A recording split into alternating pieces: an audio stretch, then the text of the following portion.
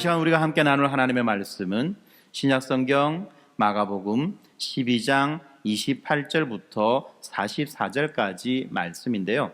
그 가운데 먼저 28절부터 34절까지 말씀 읽어주시겠습니다. 서기관 중 한 사람이 그들이 변론하는 것을 듣고 예수께서 잘 대답하신 줄을 알고 나와 묻되 모든 계명 중에 첫째가 무엇이니이까? 예수께서 대답하시되 첫째는 이것이니 이스라엘아 들으라 주 곧 우리 하나님은 유일한 주시라. 내 마음을 다하고 목숨을 다하고 뜻을 다하고 힘을 다하여 주 너의 하나님을 사랑하라 하신 것이요. 둘째는 이것이니 내 이웃을 내 자신과 같이 사랑하라 하신 것이라. 이보다 더 큰 계명이 없느니라. 서기관이 이르되 선생님이여 옳소이다. 하나님은 한 분이시요 그 외에 다른 이가 없다 하신 말씀이 참이니이다. 또 마음을 다하고 지혜를 다하고 힘을 다하여 하나님을 사랑하는 것과 또 이웃을 자기 자신과 같이 사랑하는 것이 전체로 드리는 모든 번제물과 기타 제물보다 나으니이다. 예수께서 그가 지혜 있는 대답함을 보시고 이르시되 내가 하나님의 나라에서 멀지 않도다 하시니 그 후에 감히 묻는 자가 없더라. 아멘. 네.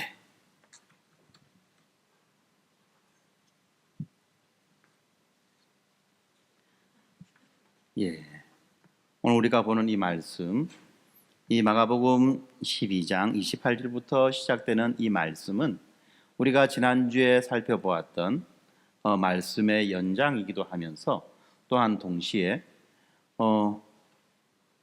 이 전체 본문에서 아주 중요한 그런 역할을 감당하고 있는 부분입니다. 먼저 이 말씀을 한번 보면요. 먼저 서기관 중에 한 사람이 예수님에게 나와서 말하고 있어요. 서기관 중에 한 사람이 예수님에게 나와서 말을 합니다. 무슨 말을 합니까? 모든 계명 가운데, 그죠? 모든 계명 가운데 가장 크고 가장 중요한 계명이 무엇입니까? 라는 그 말을 하고 있어요.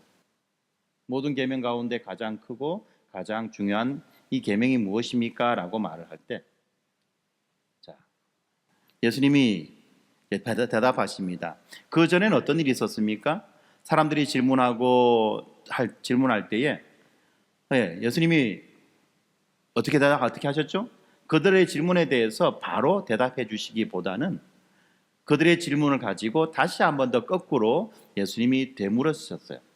그런데 이번에는 그렇게 하지 않고 예수님이 바르게 먼저 대답을 해 주십니다. 왜 그랬느냐? 그것은 바로 우리가 지난 시간에 살펴보았던 이 바리새인과 헤롯 땅의 연합군, 그리고 이 사두개인들, 이 사람들은 어떻습니까? 각각 예수님을 이 죽음의 함정과 또 수치와 모욕의 함정에 빠뜨리려고 했죠. 다시 말하면 교활하고 악랄한 그런 시도였다는 것입니다. 바로 그러한 교활하고 악랄한 시도였기 때문에 이런 모든 것들이 수포로 돌아가도록 하기 위해서 예수님이 그런 식으로 반응하셨습니다. 그런데 오늘 본문에 한 서기관이 등장하는데요. 이 서기관은 어떻습니까? 예수님의 그 앞선 대답들이 너무나도 적절했다는 것을 알고 있었어요. 그래서 그들은 이 예수님을 복잡하고 난해한 그런 문제로 이 예수님을 공격하기보다는 오히려 간결하고 핵심적인 그 질문을 가지고 객관적으로 예수님께 하고 있는 것입니다. 모든 계명 중에 첫째가 무엇입니까? 모든 계명 중에 첫째가 무엇입니까? 그런데 이 질문은요, 우리를 이 사건의 핵심으로 이끌고 들어갑니다. 다시 말하면 지금 예수님께서 성전에 오셔서 성전을 정화하시고 그리고 그 성전의 기득권자들과 함께 논쟁하시고 다투시는 그 모든 일련의 그 사건의 핵심으로 우리들을 이끌어 가고 있는 것입니다. 유대인들은 이 모세의 율법을 613가지로 분류했습니다. 모세의 율법, 무엇을 해라 또는 무엇을 하지 마라라고 했던 이 하나님께서 모세를 통해서 우리에게 주셨던 이스라엘 백성들에게 주셨던 그 율법을 603가지로 구분했는데 그 가운데 여러분들 잘 기억할 수 있도록 365가지는 무엇을 하지 마라라는 부정적인 그런 율법입니다. 명령입니다. 그리고 248가지는 무엇을 하라라고 하는 긍정적인 명령이에요. 365가지 하지 마라. 무슨 말일까요? 어떤 사람들이 이렇게 말합니다. 우리는 날마다 하지 말라는 짓들을 하며 산다. 365일 내내. 그래서 하지 마라 하는 거예요. 그러면서 또 우리는 일주일에 5일 이상은 하라는 것도 안 하고 산다. 안식일은 안 그러겠죠. 쉬는 날은 뭐 특별히 하라는 거 없으니까 그 마음대로 살면 되니까. 그러니까 일주일에 5일 동안은 하라는 건 안 하고, 일주일에 365일, 일주일이 아니죠. 1년 365일은 하지 말라는 것을 내 하면서 살아간다. 그래서 하나님께서 이 613가지의 율법을 우리에게 주셨다라고 말하는 사람도 있습니다. 어쨌든지 간에 365가지의 이 부정적인 명령, 하지 말라는 것과 248, 여기도 얼마 좋아요. 248가지, 248가지의 무엇을 해라라고 하는 이 명령을 주셨다고 합니다. 그리고 사람들은 이 율법 가운데 어떤 것이 큰 거냐 작은 것이냐 이런 것들을 서로 논쟁하며 그렇게 살았던 거예요. 그런데 예수님을 찾아온 이 서기관은 바로 이러한 율법들 가운데에 어떤 율법이 가장 크고 가장 핵심적인 것인가 라고 그렇게 질문하고 있습니다. 조금 더 직설적으로 말해본다면 이겁니다. 우리가 십계명을 목숨 걸고 지키는 이유가 무엇입니까? 우리가 무엇 때문에 이렇게 십계명을 목숨 걸고 지킵니까? 라고 하는 바로 그 질문이었던 거예요. 이러한 질문에 대해서 예수님은 조금의 망설임이나 주저함 없이 이렇게 말씀하십니다. 첫째는 이것이니 네 마음을 다하고 목숨을 다하고 뜻을 다하고 힘을 다하여 주 너의 하나님을 사랑하라 하신 것이요, 둘째는 내 이웃을 내 자신과 같이 사랑하라 하신 것이다 라고 그렇게 말씀해 주고 계세요. 그리고 서기관은 예수님의 이 말씀에 적극적으로 동의하며 또 바르게 대답합니다. 지혜 있게 대답합니다. 그렇게 하자 예수님이 이렇게 말씀하시죠.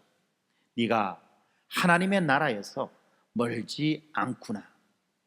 네가 하나님의 나라에서 멀지 않구나. 멀리 떨어져 있지 않구나. 다시 말하면 가까이 있구나 라고 그렇게 말씀해 주셨습니다. 그런데 성경은 이 지점에서 이런 말씀을 하시는 분이 어떤 분이신지를 우리에게 알려줍니다. 그분은 어떤 분입니까? 바로 다윗의 후손으로 오시지만 하나님의 우편에 앉아 계신 분, 그리스도 메시아로서 다윗에 의해서도 다윗으로부터도 주님이라고 칭함을 받는 바로 그 분이라는 것이죠. 그렇습니다. 그분에 대해서 아직 밝히 드러나지는 않았습니다.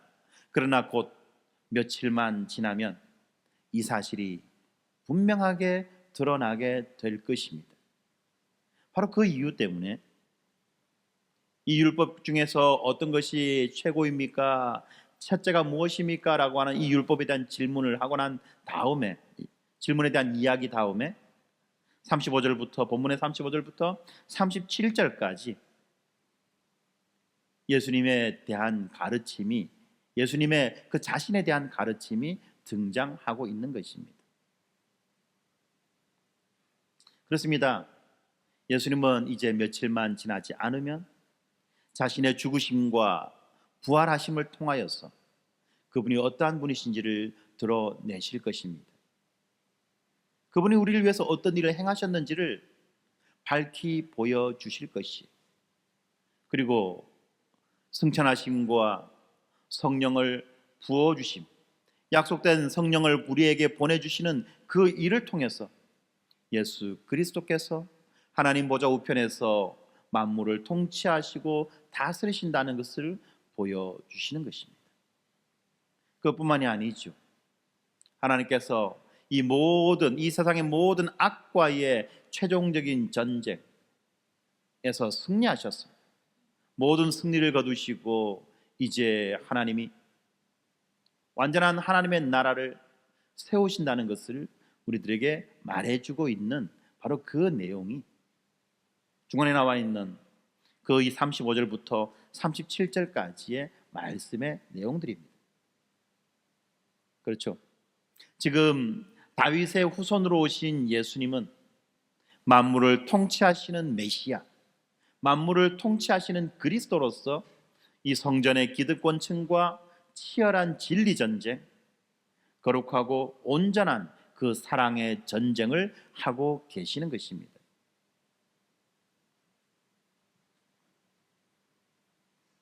그렇습니다. 예수님은 지금 그들에게 이 하나님을 온전히 사랑하고 그리고 이웃을 자신처럼 여기며 그렇게 온전히 사랑할 것을 요구하고 계시는 것입니다. 바로 이것입니다. 예수님께서 성전에 들어가셔서 거기에서 장사를 하고 있는 자들에게 그토록 불같이 화를 내시는 이유도, 그리고 예수님이 이 성전 기득권층에 대해서 그 깊은 적대감을 표시하시는 바로 그 이유도 바로 그들이 하나님과 이웃을 온전하게 사랑하지 않았기 때문에 그랬던 것입니다. 온전하게 사랑하지 않았을 뿐만 아니라 그들은 어떻습니까? 오히려 그들은 이 신실한 자들의 그 사랑의 마음을 이용해서, 그 신실한 자들의 그 사랑의 마음을 이용해서 부당한 이득을 취하기에 바빴던 것 아니겠습니까? 바로 그 이유 때문에 예수님은 이 성전에서 사람들이 이해할 수 없을 만큼의 그 난동에 가까운 그 일을 벌이셨던 것이에요. 그리고 지금 예수님은 많은 사람들이 보는 앞에서 그렇게 우떼거리로 물려왔던 그 기득권층과 맞짱 뜨셨던 것입니다. 뿐만 아니라 예수님은 자신을 죽음의 궁지로 몰아넣으려는 그러한 음흉한 그 계략 가운데에도 맞서 싸우시는 그 이유가 무엇이냐면 바로 이 사랑을 우리들에게 알려주시고 전해주시기 위해서라는 것입니다. 그렇습니다. 원래 이 성전 제사가 무엇입니까? 이 성전에서 이루어지는 제사가 무엇 때문에 제사를 드립니까? 단순히 짐승을 잡아 바치고 짐승을 태워서 자기들이 복과 안식을 누리는, 자기들이 복받고 자기들이 잘 되기 위해서 이런 것들을 하는 것입니까? 그런 것이 아니잖아요. 하나님께서 이 이스라엘 백성들에게 이 성전에서 제사를 드릴 수 있도록 허락하시고 제사의 여러 가지 제도와 규칙들을 만들어 주신 이유가 무엇입니까? 바로 그 핵심적인 성전에서 이루어지는 그 제사의 핵심적인 그 기능은 바로 하나님 사랑과 이웃 사랑을 회개하고 결단하고 고백하고 실천하게 하기 위해서 그랬던 것입니다. 그래서 이 하나님의 임재를 상징하는 이 성전을 가진 자들은 바로 하나님의 백성의 삶이 온전한 사랑의 삶이어야만 하고, 하나님께서 통치하시는 이 나라가 바로 이 사랑으로, 어떤 사랑입니까? 하나님을 사랑하고 이웃을 사랑하는 이 사랑으로 충만한 나라라는 것을 온전히 드러내어야만 했던 것입니다. 그렇지만 그럼에도 불구하고 이 성전을 둘러싸고 있는 이 바리새인과 헤롯 당들과 사두개인과 이 서기관들은 하나님을 사랑하고 이웃을 사랑하는 그 삶이 아니라 하나님을 사랑하고 이웃을 사랑하며 살아가는 자들의 그 고혈을 빨았고 그들에게서 부당한 이득들을 취하며 그렇게 살아갔던 것입니다. 오늘 본문을 보면은 서기관이 찾아와서 예수님에게 대답합니다. 예수님에게 질문합니다. 그리고 예수님은 그 질문에 대해서 대답을 해주시고 그 질문에 대해서 지혜롭게 이 서기관이 대답하자 그를 칭찬하시죠. 그리고 난 다음에 예수님은 자신이 어떤 분이신지에 대해서 우리들에게 알려주고 있습니다. 그러고 난 뒤에 이어지는 38절부터의 내용은 지금 누구에 대한 내용이냐 하면 바로 긴 옷을 입고 다니는 자들, 시장에서 문안받는 자들, 38절이죠.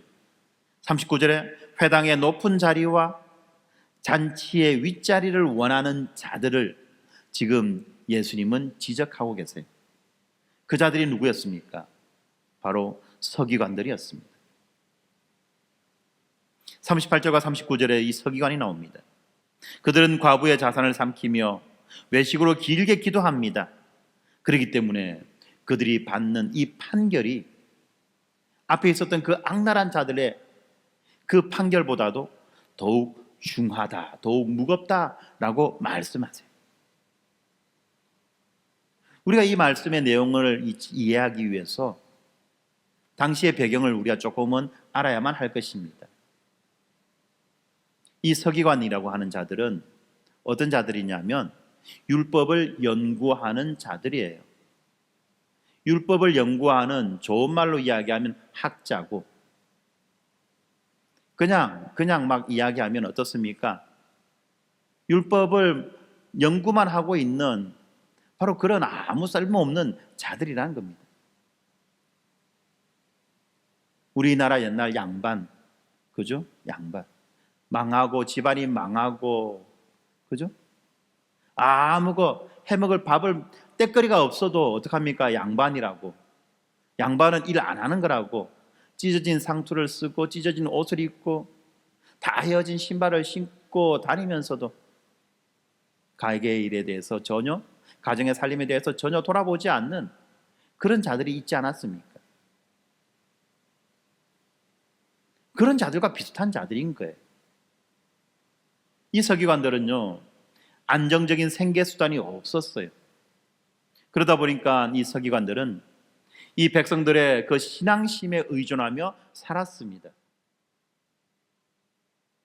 다시 말하면 이 신앙심이 깊은 백성들이, 신앙심이 깊은 사람들이 자발적으로 가져오는 어떤 물건이나 어떤 물질이나 어떤 재물에 의해서 살았다는 것입니다.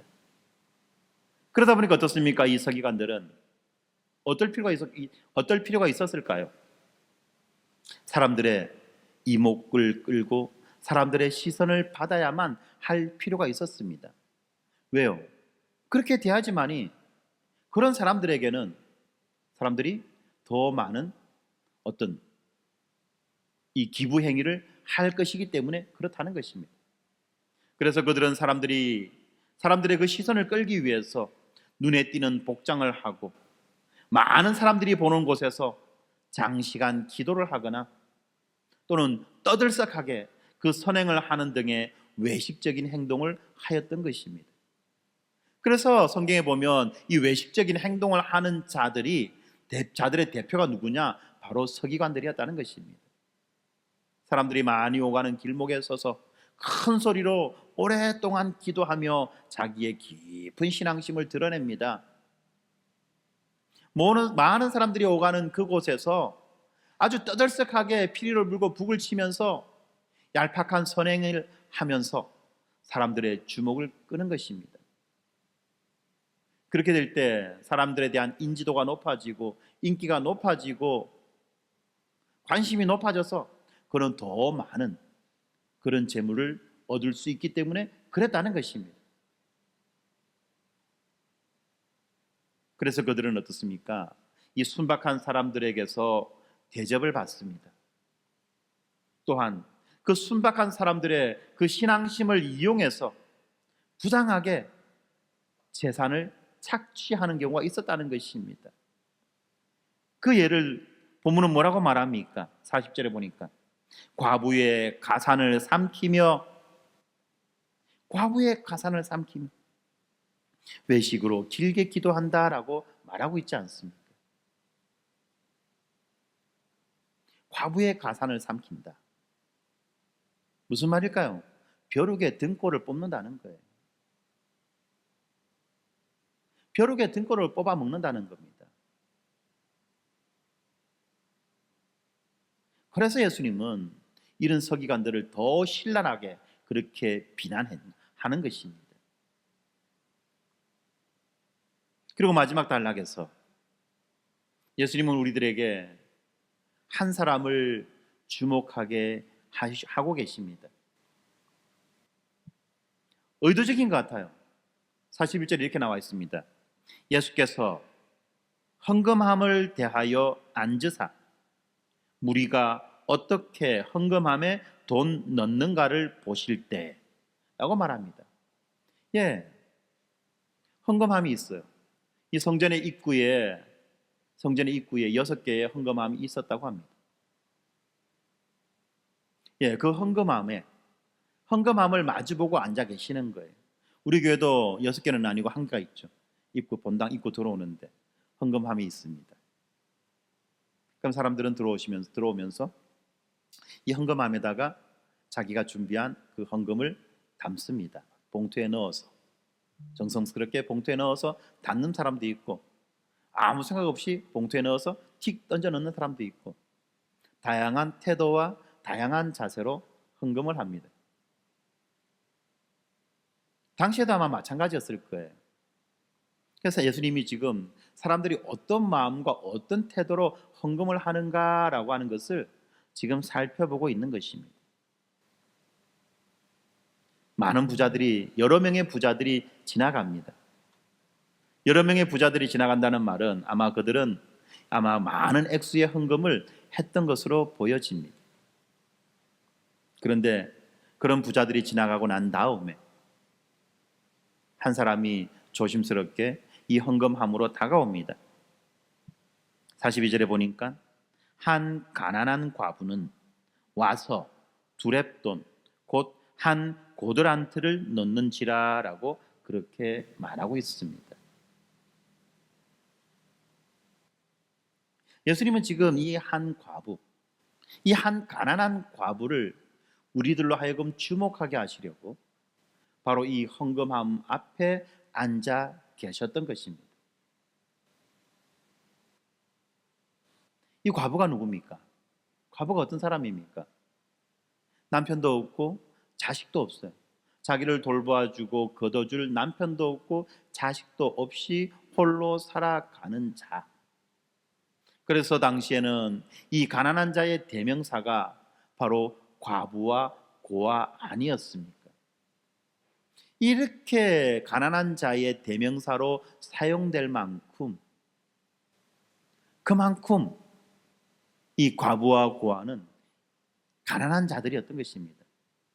그런데 오늘 본문에서는 이 과부가 가난하게 된 직접적인 원인이 바로 이 외식하는 서기관, 과부의 재산을 삼킨 그 서기관들 때문이라고 넌지시 우리에게 말해주고 있어요. 왜 그렇게 알 수 있느냐? 왜 그렇게 심한 극단적인 말을 하느냐? 왜 서기관들을 무시하느냐? 본문이 어떻게 연결되는지를 우리가 가만히 한번 보세요. 40절에 그들은이라고 하면서 서기관에 대한 이야기를 합니다. 그들은 과부의 가산을 삼켰습니다. 외식으로 길게 기도합니다. 그래서 더 심한 판결을 받을 것이라 라고 말했죠. 그러면서 그들이 이런 짓을 했다는 것을 바로 아래 단락의 사건을 통해서 우리에게 알려주는 겁니다. 이 한 가난한 그들은 과부의 가산을 삼켰을 때 이 과부가 어떤 과부입니까? 신앙심도 없고 세상밖에 모르고 돈만 밝히는 그런 과부일까요? 내가 남편도 없고 새끼도 없는데 이 돈마저 없으면 나는 죽는다. 돈 붙잡고 벌벌벌 떨고 사는 그런 과부에게서 재산을 빼앗아 삼켰을까요? 아닐 거예요. 그죠? 예. 나름 신실하게 하나님을 믿고 섬기며 말씀대로 살아가려고 그렇게 애를 쓰는 사람에게서 가산을 삼킨 거예요. 바로 그 사람이 어디 있습니까? 그 희생자가 어디 있습니까? 바로 아래에 나와 있어요. 아무것도 가진 것 없는 찢어지게 가난한 그 과부지만 그럼에도 불구하고 자기 생활비 전부를 하나님께 드리고 바치는 바로 그 과부입니다.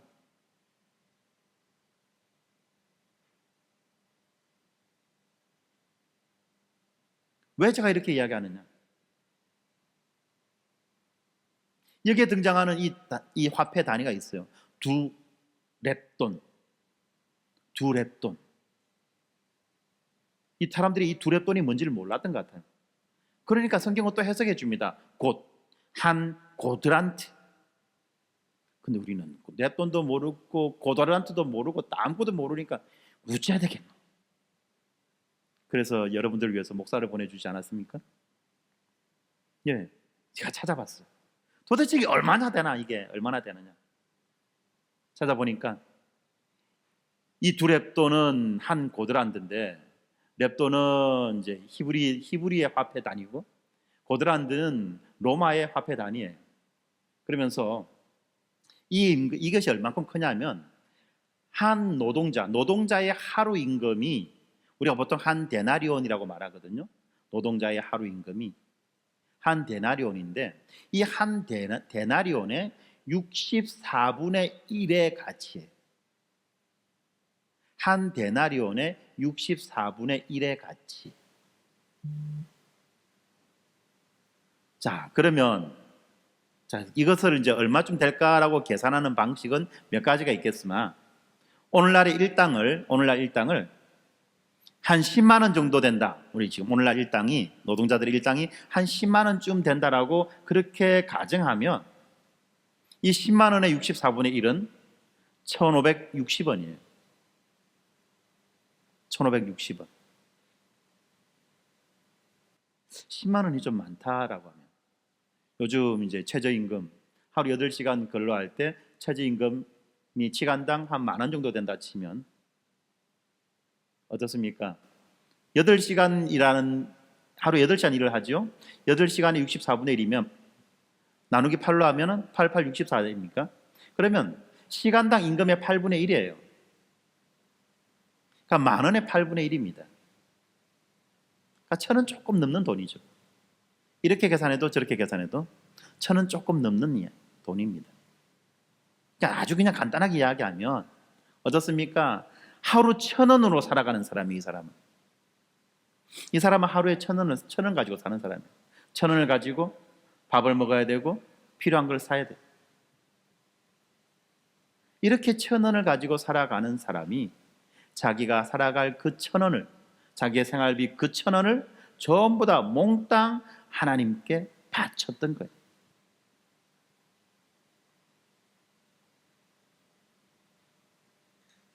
왜 이 과부가 그랬을까요? 왜 이 과부가 그랬을까요? 요즘 흔히 말하는 돈 놓고 돈 묻기. 많이 걷어야지 많이 받지, 많이 뿌려야지 많이 받지. 그런 식의 사고 때문에 그렇습니까? 그런 게 아니에요. 바로 예수님이 우리에게 보여주시는 이 가난한 과부는 자신의 전부를 들여서 하나님을 향한 자기의 사랑을 드러내었던 것입니다. 44절이 그것을 말해주고 있어요. 그들은 다 풍족한 중에 넣었거니와. 누굽니까? 그들은 이 앞에 지나갔던 부자들이에요. 부자들은 다 풍족한 중에 하나님께 헌금했다는 겁니다. 하나님께 바쳤다는 것입니다. 풍족한 중에 넣었다, 무슨 말입니까? 짓을 거 다 쓰고 할 짓 다 하고, 그리고 다음에 남은 찌끄레기 있으면 그 찌끄레기 갖고 하나님 받아주십시오 라고 바쳤던 거예요. 돈 쓰레기에 돈 쓰레기. 음식 먹다 남으면 음식 쓰레기, 옷 입다 남으면 옷 쓰레기, 돈 쓰다 남으면 돈 쓰레기 아닙니까? 돈도 다 같은 돈이 아니에요, 여러분들.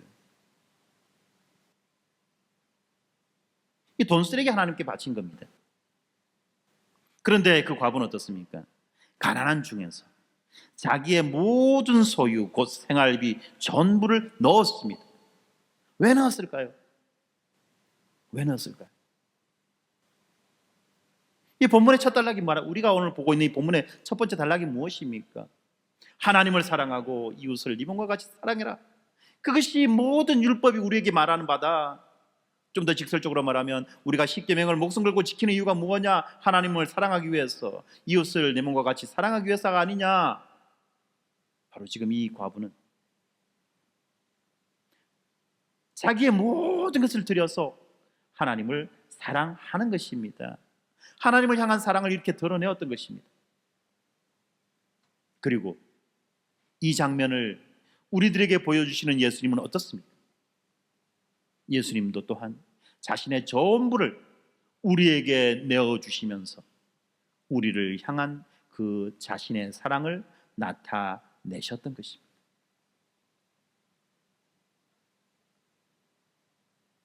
바로 이것입니다. 바로 이것입니다. 이 땅에서 가장 낮은 자라고, 가장 없는 자라고, 가장 불쌍한 자라고 여김받는 바로 그 과부는 하나님을 향한 그 사랑을 자신의 전부를 드림으로 온전히 고백하였고 성경에 기록되었고 오늘날까지 기념되어지고 있습니다. 그런데 악한 자들이 있었습니다. 어떤 자들입니까? 이런 하나님을 향한 사랑과 이웃을 향한 이러한 사랑을 이용해서 자기의 배를 채우고 착복하는 그런 악한 자들이 있었다는 것입니다. 누구입니까? 서기관들입니다. 누구입니까? 사두개인입니다. 누구입니까? 바리새인이요. 또한 헤롯 땅입니다. 또한 장로들입니다.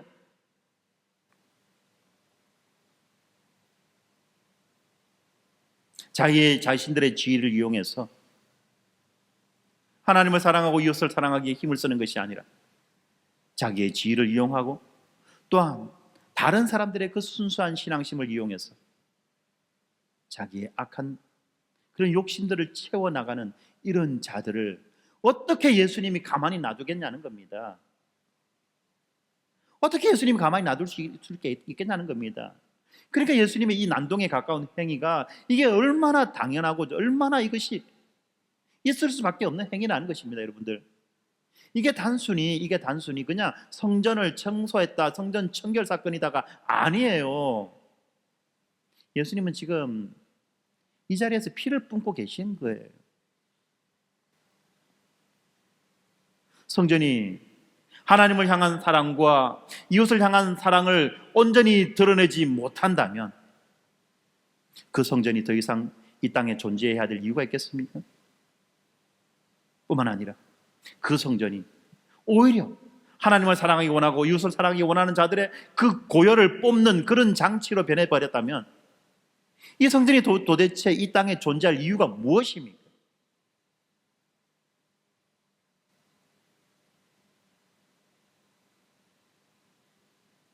그래서 이 성전은 예수님에 의해서 심판과 멸망을 선고받지요. 이것이 이어지는 장면에 나오는 것이에요. 뿐만 아니라 이렇게 성전이 없어졌을 때 하나님의 백성들은 어떻게 하나님을 예배하겠습니까? 그것은 바로 참 성전 대신 예수 그리스도를 통하여 하나님을 예배하게 하셨던 것입니다. 사랑하는 성도 여러분, 우리도 마찬가지입니다. 하나님이 왜 우리를 부르셨고 하나님이 왜 우리들을 의롭다 하셨으며 하나님이 왜 우리들을 하나님의 백성이라고 그렇게 여겨주시는지 아십니까? 우리가 이 땅을 살아가면서 하나님을 사랑하고 이웃을 내 몸과 같이 사랑하라고 자격 없고 조건 없는, 조건도 안 되는 그런 우리들을 불러주셨던 것입니다. 그런 우리들을 불러주셨고 그런 우리들을 의롭다고 하셨고 그런 우리들을 하나님의 백성, 자기의 백성이라고 그렇게 삼아주셨던 것입니다. 왜 우리가 서로를 사랑해야만 하겠습니까? 사랑하는 것이 당연한 것 아닌가요? 그렇지 않습니까? 목사님, 저도 나름대로 사랑합니다. 사랑하려고 애를 씁니다. 잘 안 돼서 그렇죠. 아니요, 그건 아직 멀었어요. 그건 아닙니다. 사랑이라고 하는 건요, 죽음과도 똑같아요. 사랑이 왜 죽는 겁니까? 아가서 8장에 보니까 이런 말씀이 나옵니다. 유명한 말씀이죠. 사랑은 죽음같이 강하고 그 기세가 여호와의 불과 같으니라. 많은 물도 이 사랑을 끄지 못하겠고 홍수라도 삼키지 못하느니라. 그렇습니다. 사랑은 죽음과 같이 강하고 그 기세가 여호와의 불과 같으며 많은 물도 이 사랑을 끄지 못하며 홍수라도 이 사랑을 삼켜내지 못한다라고 그렇게 기록하고 있습니다. 이것이 사랑이에요. 어떨 때 이것이 가능합니까? 어떨 때 이것이 가능합니까? 그것을 가장 단적으로 볼 수 있는 그 때가 있어요. 남녀가 서로 사랑할 때. 남녀가 서로 사랑할 때 어떻습니까? 자기의 목숨보다도 더 상대방을 사랑하지요. 넘쳐나는 끊임없는 그런 열정으로 상대방을 따릅니다. 물론 그것이 오래 못 간다는 게 그게 이제 문제지. 그러나 적어도 연애할 때만큼은 그러지 않습니까? 밤새도록 전화하고 밤새도록 통화하고 그 다음날 출근하고 밤새도록 공부하고 그 다음날 학교 가라 하면 아무도 안 할 거야. 근데 연애질 할 때는요, 밤새도록 통화하고 그 다음날 학교 가서 공부하고 그 다음날 직장 가서 일합니다. 그러고 또 밤에 와서 또 통화합니다. 그게 옛날 이야기죠. 요즘에는 통화 안 하면 통화를 합니까? 네. 옛날에 그랬다는 겁니다. 그렇지 않습니까? 사랑하는 사람을 만나기 위해서 어떤 수고와 애씀도 그죠? 아끼지 않잖아요. 그게 사랑이에요. 그게 사랑입니다. 하나님을 사랑하기 때문에 어떠한 것도 아끼지 않는 것이고 이웃을 사랑하기 때문에 어떠한 수고도 마다하지 않는 게 바로 예수 그리스도께서 우리에게 요구하시는 그 사랑이라는 겁니다. 그래서 그냥 우리의 그 보편적이고 값싼 그 개념으로 말하면 사랑이 뭐냐? 사랑은 바로 올인하는 거예요. 올인하는 거. 올인이 뭔지 아시죠? 그죠? 예, 집에 갈 차비도 남겨두지 않고 한 방에 다 던져 넣는 것. 이게 올인 아닙니까? 오늘만 살고 말 거다. 예. 이 하나님은요, 우리를 사랑하시기 때문에 우리를 위해서 올인하셨습니다. 그리고 오늘 본문에 나오는 이 한 가난한 과부는 하나님을 사랑하기 때문에 하나님을 향해서 자신의 생활을 올인했던 것입니다. 그리고 예수님은 우리를 사랑하시기 때문에 우리에게 올인하셨습니다.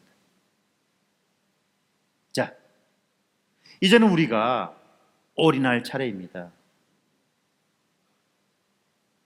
이제는 우리가 올인할 차례예요.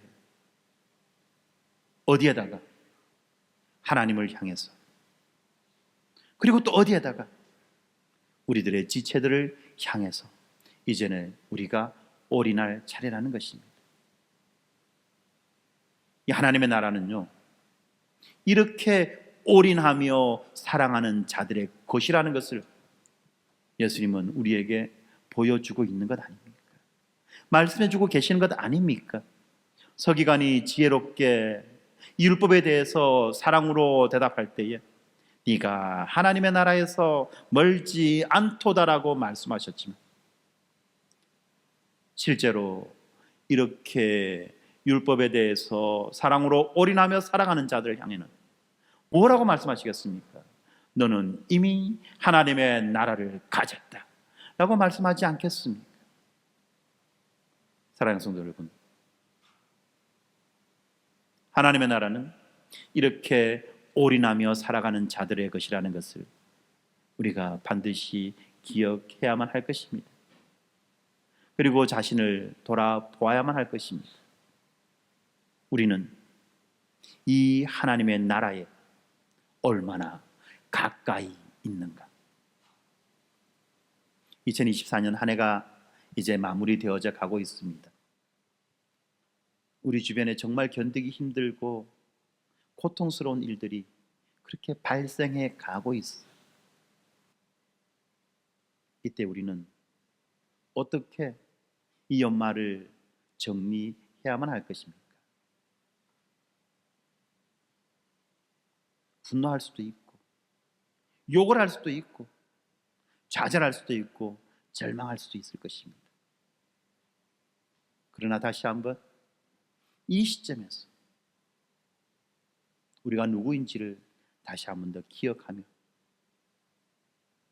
우리가 마땅히 무엇을 행해야 할지를 생각하며 살았으면 좋겠습니다. 그렇습니다. 사랑은 죽음보다도 강합니다. 사랑은 분노보다도 강하며 사랑은 원망과 저주보다도 강합니다. 특별히 왜 올해 이런 일들이 일어났는가? 이것이 우리 믿는 자들에게 주시는 하나님의 메시지는 무엇인가를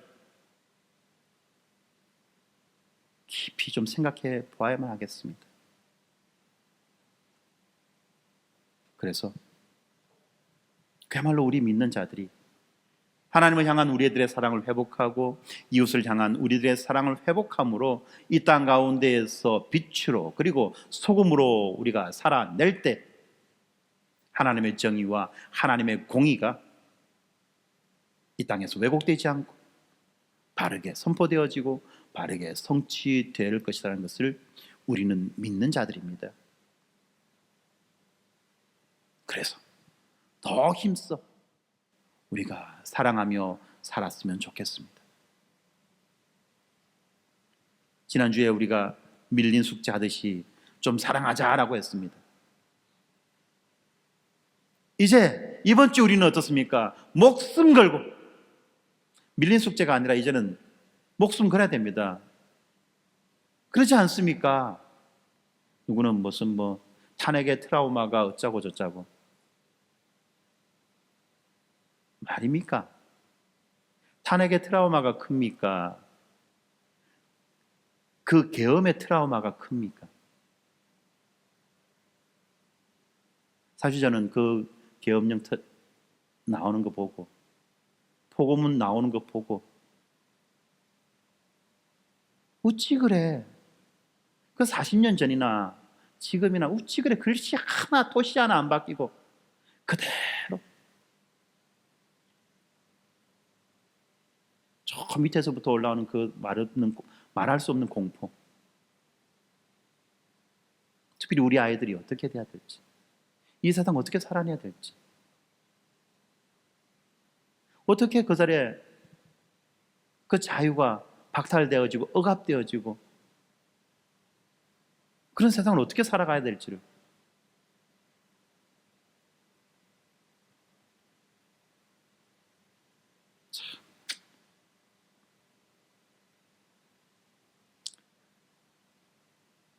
그런데 어떻게 보면요, 이것이 바로 우리들의 책임이라는 겁니다. 분별력이 없었던 우리들의 책임이고 사랑하기보다는 욕망에 눈이 멀었던 우리들의 책임이고